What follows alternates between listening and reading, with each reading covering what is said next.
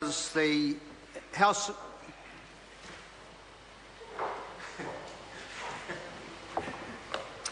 Members, the Housing Committee on the Psychoactive Substances Amendment Bill.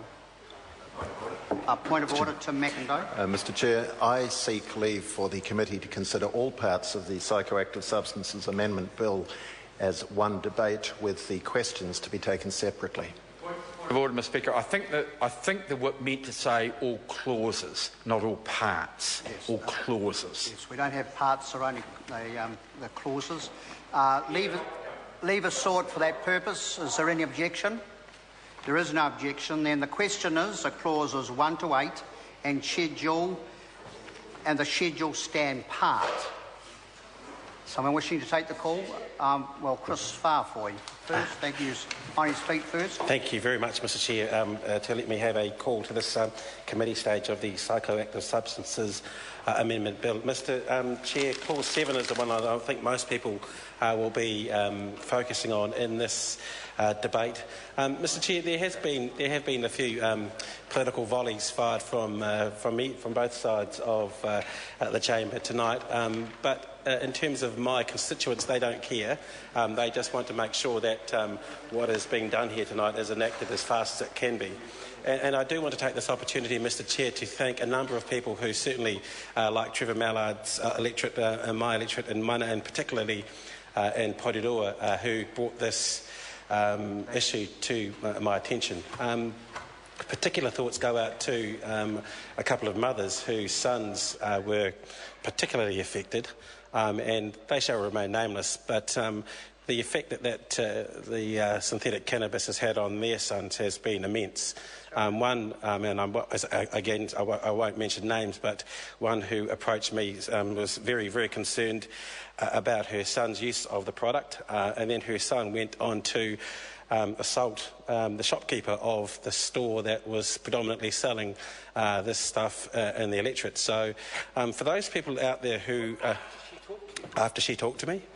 So, Mr Chair, for those of people out there who are, I guess, judging why this is coming about, whether or not they think this is vote grabbing or just reacting to media coverage, I can tell them right now that is definitely not the case. And I guess this is a win for those of us who have heard the concerns of communities, have reflected it to our caucuses, and who cares who came first, because this absolutely needed to have happened. And in particular, I do want to take the opportunity to thank some people locally, the local police force who brought their concerns to me, the local city council who weren't too happy that this House, I guess they thought, lumbered the responsibility of a local, of an approved product policy on them. Some local community workers, a member of a gang who was concerned also, and one morning in particular where the police let me walk around the canopies in Porirua and to see what was going on in the shop, and took me into the shop, and like Trevor Mallard said, there was a very large line out in the shop, and there was a regular patronage. But the one that got me, Mr Chair, was some 15-year-olds who should have been at school, but who weren't, who we spoke to, and they knew that this product was doing them harm. And in fact, I was completely miffed as to why one product that was being sold had on the packet not fit for human consumption. That is just mind-boggling, and as it has been said by Trevor Mallard as well, we do regret the fact that we some 18 to 2 years ago, when this original legislation went through, while it was a good bill, it did have flaws, and we are here tonight to make sure that we rectify this, because it is the drugs were having an awful effect in communities.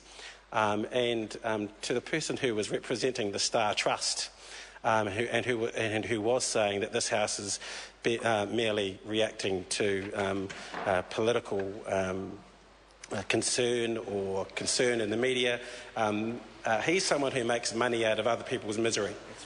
So I'm not concerned about what he has to think about what this House is doing when something had to be done.